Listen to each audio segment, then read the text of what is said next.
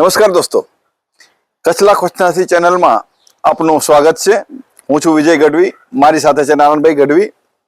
અમે કચ્છના પ્રશ્નો માટે આ ચેનલ શરૂ કરી છે અને શરૂઆતમાં અમે માંડવીના શહેર અને માંડવીની નગરપાલિકાની વ્યવસ્થા એ વિશેના 2 વિડીયો આપની સમક્ષ મૂક્યા। બહુ સારો પ્રતિસાદ મળ્યો અને આપ એ ચેનલને વધુમાં વધુ જુઓ, વધુમાં વધુ સબસ્ક્રાઇબ કરો, વધુમાં વધુ શેર કરો। હું ફરીથી આપને અપીલ કરું છું, આપના પ્રશ્નો માટે અમે આ ચેનલ શરૂ કરી છે। અમે કોઈ પક્ષાપક્ષીમાં નહીં, પણ પ્રજાના પ્રશ્નો ધારદાર રીતે અને પ્રજાને જે અંદર મૂંઝવે છે એ પ્રશ્નો રજૂ કરવા માટેના અમારા પ્રશ્નો છે।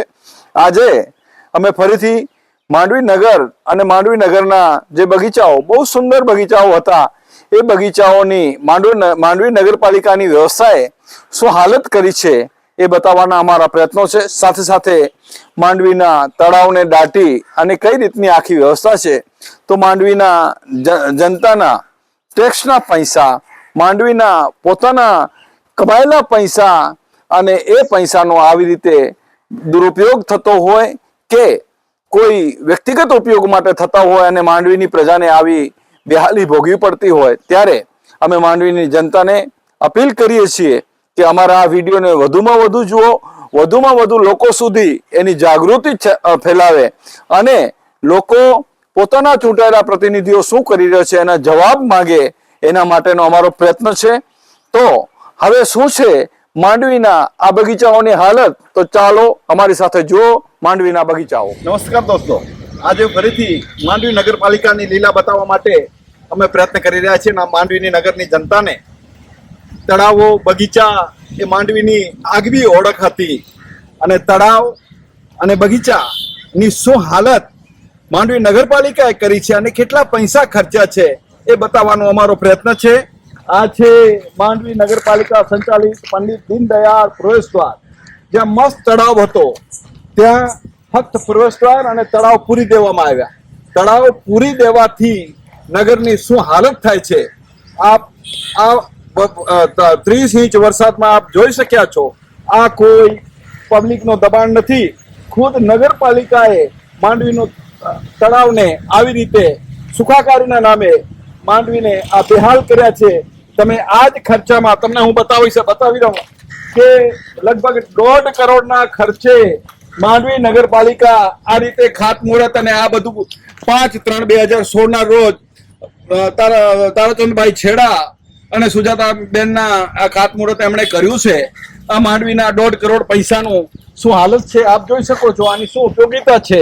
હવે આગળ માંડવીના બગીચાઓ અને તળાવની શું હાલત છે, આપની જાગૃતિ, આપના ખ્યાલ માટે આ પ્રયત્ન કરી રહ્યો। માંડવીના વરસાદને આજે 10 દિવસ જેવા થઈ ગયા અને આપ આ જોઈ શકો છો માંડવીનો વિખ્યાત જીમખાનો, જેમાં સારા ડોક્ટરો, માંડવીના સારા અધિકારીઓ આનો સારી રીતે રમત ગમત અને બીજી રીતે ઉપયોગ કરતા આ જીમખાનાની હાલત છે, આ માંડવીની જનતા જોઈ શકે છે। અને આ કમાવા માટેની આખી આ હાલત કરી છે માંડવીની।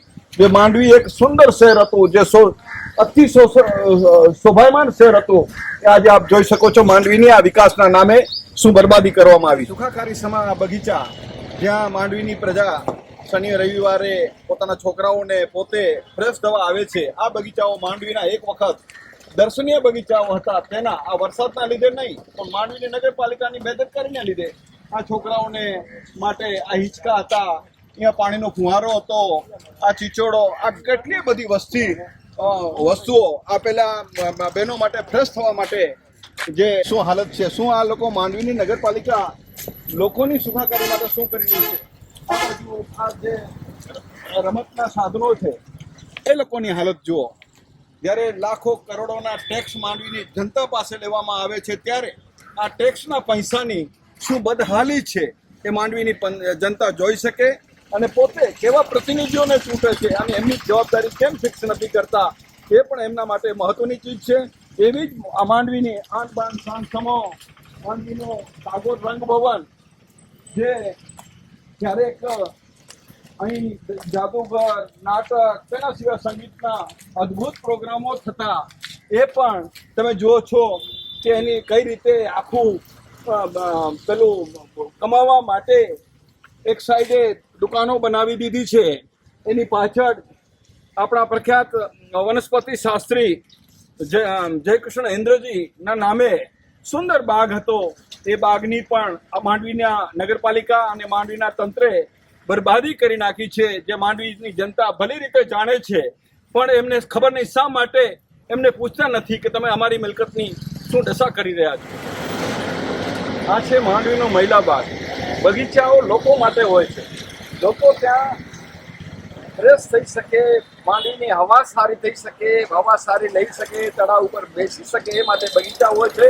પણ આ બગીચાઓ ઉપર મોટા મોટા બોર્ડ અને આવી રીતે લખેલું છે, અને બગીચાના તાળા છે. બગીચાઓ શહેરના ફેફસા છે, નાગરિકો માટે હંમેશા ખુલ્લા હોવા જોઈએ. અંદર તો કોઈ વ્યવસ્થા જ નથી, પણ બારે પણ તારા મારી દેવામાં આવ્યા છે. આ પ્રજાની મિલકત પ્રજા ન ભોગવી શકે તો કોના માટે?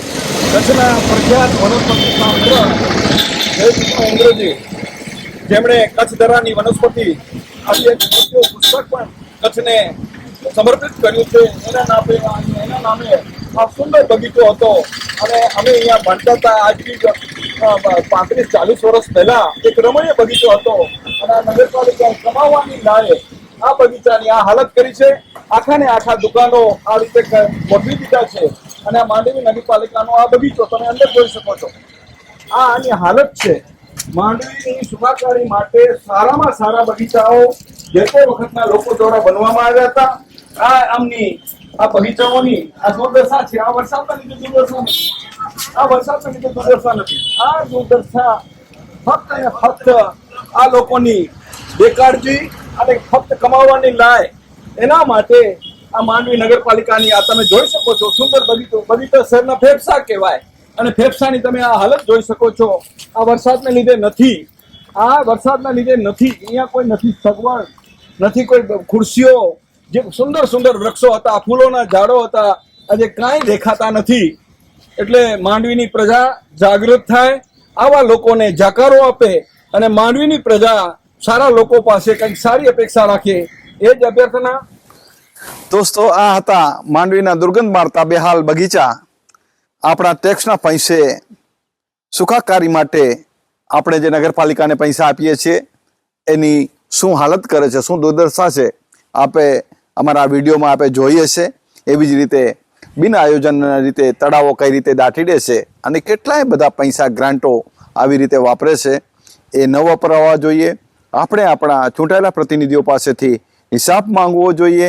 અને આપણે હિસાબ નહીં માંગીએ તો આજ જે બાબાવાડીની હાલત થઈ, મેઘમંગલનગરની હાલત થઈ, સલાયામાં હાલત છે, અને આપણા ઓગનના પાણી જે માંડવીના દરિયામાં જાય છે ત્યાં પણ કેટલા રીતે પાણી ભરાય છે. અને એ વોકડાની હાલત તમે આજની તારીખે જોઈ શકો કેટલું ગંધાય છે. તો આપણે આપણા જે ચૂંટ્યા છે એ પ્રતિનિધિઓ પાસેથી જવાબ માંગીએ, એમની પાસેથી એમનો હિસાબ માંગીએ કે તમે શા માટે અમારા ટેક્સના પૈસાની આવી રીતે દુર્વ્યય કરો છો. અને હું આ વખતે આપના વતી માંડવી નગરપાલિકાને કહીશ કે આ વર્ષનો ટેક્સ આપ માફ કરો. હું સરકારને કહીશ કે આટલા વળતરથી અમારું ઘર નહીં ચાલે, તો એ વળતરમાં વધારો કરો. અને માંડવીને જનતાને અપીલ કરું છું કે તમે જાગૃત થાઓ. ખાલી ચૂંટાયેલા પ્રતિનિધિઓ ખાલી સ્વાગત માટે નથી, ખાલી સન્માન માટે નથી. જરૂર પડે તો આવા કામો પણ એની આપણને કાન આંબળતા પણ આવવું જોઈએ. તો અમારા પ્રયત્ન એ જ છે કે માંડવીની જનતા વધુ જાગૃત થાય અને પોતાના પ્રતિનિધિઓને ઓળખે. માટે અમારા આ વિડીયોને વધુમાં વધુ લાઈક કરો, વધુમાં વધુ સબસ્ક્રાઈબ કરો, અને વધુમાં વધુ લોકો સુધી પહોંચે એ માટેના પ્રયત્ન કરો. અમારા આ જાગૃતિના અભિયાનમાં આપ સહભાગી બનો, એ જ અભ્યર્થના. હમણાં મને વિજય ગઢવી તથા નારાયણભાઈને રજા આપો. અમે નવા વિડીયો સાથે આપની સમક્ષ આવશું અને આપના પ્રશ્નને વાચા આપશું. જય કચ્છ.